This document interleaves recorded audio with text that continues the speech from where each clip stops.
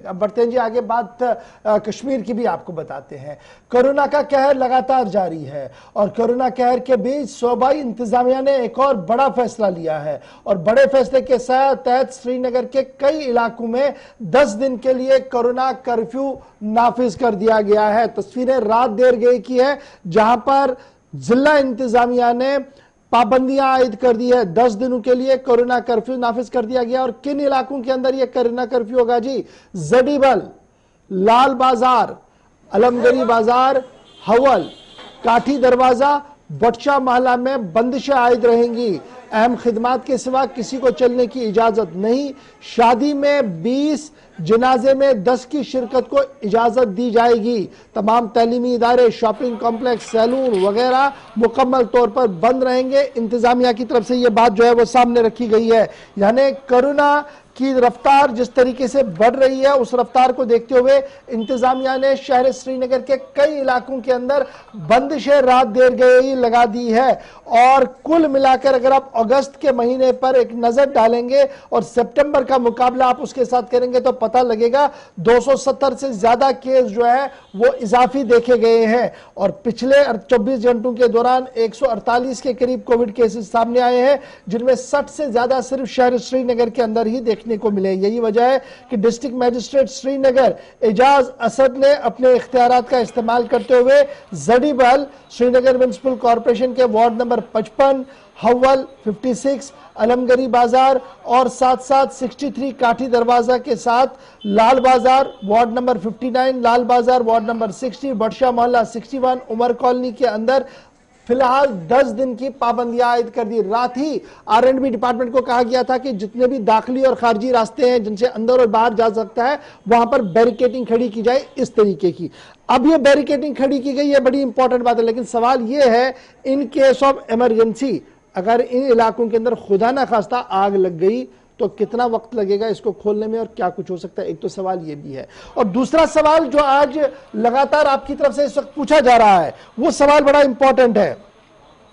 कहा गया कि जनाब कोरोना कर्फ्यू के दौरान जी तमाम स्कूल बंद रहेंगे, इंस्टीट्यूशंस बंद रहेंगी, शॉपिंग कॉम्प्लेक्सेस बंद रहेंगे, बाजार बंद रहेंगे, सैलून बंद रहेंगे, जू बंद रहेगा, स्विमिंग पूल बंद रहेगा, जिम्नेजियम बंद रहेगा, रेस्टोरेंट और स्पोर्ट्स एक्टिविटियां बंद रहेंगी। ठीक है जी। और RT-PCR टेस्ट और रैट टेस्टिंग के हवाले से यह भी कह दिया गया कि इन इलाकों के अंदर घर घर अब ये टेस्टिंग का सिलसिला जो है वो तेज किया जाए। ये बात भी जो है वो कल कही गई है। और ये कहा गया कि जो इसकी खिलाफ वर्जी करेगा सेक्शन 51 के तहत उसके खिलाफ कार्रवाई होगी। ठीक है जी। अब इन इलाकों के अंदर क्या चल सकता है? स्टैंडिंग अलोन ग्रोसरी स्टोर आपका जो है वो चल सकता है। आपके पास वेजिटेबल की दुकान है वो खुल सकती है, दूध दही की दुकान है वो चल सकती है। और ये सुबह 7 बजे से 11 बजे के दौरान चल सकती है और 7 से 11 के दरमियान किसी भी सप्लाई को नहीं रोका जाएगा।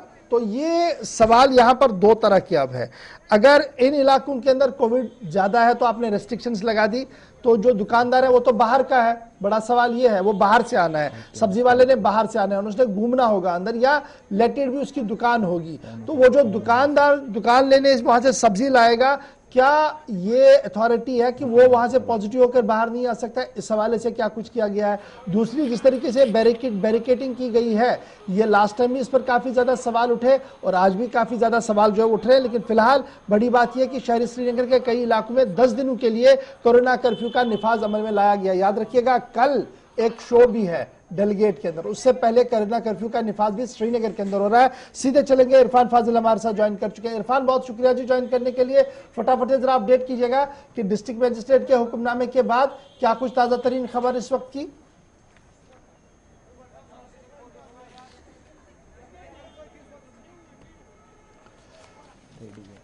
चलिए जी, कोशिश करेंगे कि चलिए जी हमारी आवाज पहुंच गई है। इरफान, फटाफट से जरा अपडेट कीजिएगा कि जडीबल, लाल बाजार, अलमगरी बाजार, हवाल, काठी दरवाजा, बटशा मोहल्ला समेत कई इलाकों के अंदर जो है वो बंदिशें आयद कर दी गई हैं। शहर श्रीनगर का आज का हाल क्या है और किस तरीके से इन बंदिशों को देखा जा रहा है?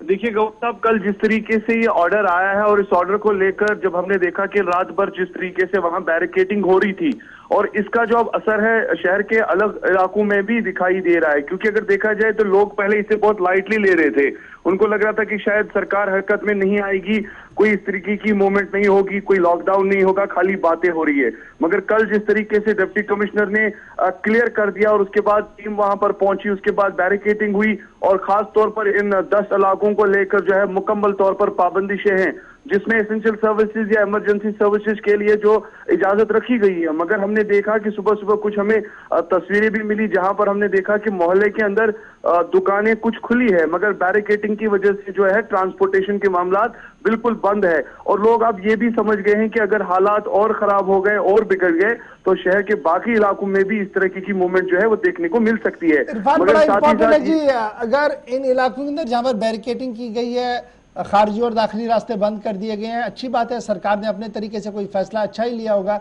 लेकिन अगर इन केस ऑफ इमरजेंसी होगी तो ये बैरिकेटिंग खोलेगा कौन और किन से रब्ता करना है? क्या उस हवाले से कोई बात कही गई है या खुद लोगों ने ये करना होगा, खुद खोलना होगा? कैसे निजाम चलेगा वहां पर?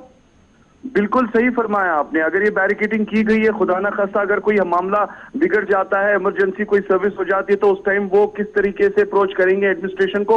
एडमिनिस्ट्रेशन ने इस पर कोई अभी ऐसा विंडो नहीं या कोई ऐसा टोल फ्री नंबर नहीं रखा है या कोई ऐसा इमरजेंसी नंबर नहीं रखा है कि जहां पर उन्हें एकदम से इतला करके ये सारी चीजें उस बात को पहुंचाया जाए। मगर लोगों का ये भी मानना है कि एक साइड से अगर बैरिकेटिंग की गई है, कम से कम कहीं ना कहीं उस एरिया में या किसी न किसी वार्ड अफसर को या जो एसएमसी के जो वार्ड्स हैं वो कंसर्न किसी पर्सन को भी वहां इत्तला देनी चाहिए कि अगर इस मोहल्ले में कोई ऐसी हालत बिगड़ जाती है, so that they can contact easily. मगर अभी इस तरह की कोई इंफॉर्मेशन नहीं है, खाली बैरिकेटिंग की गई है और इससे साथ साथ लोगों को बताया है कि एहतियात मुकम्मल तौर पर बरतें। बहुत शुक्रिया जी सईद इरफान फाजिल हमारे साथ ज्वाइन करने के लिए। 148 पॉजिटिव केसेस कल पाए गए हैं और उसमें एक की मौत हुई, यानी 5-6 दिन तक हम देख रहे थे केसेस आ रहे थे लेकिन मौत नहीं हुई थी।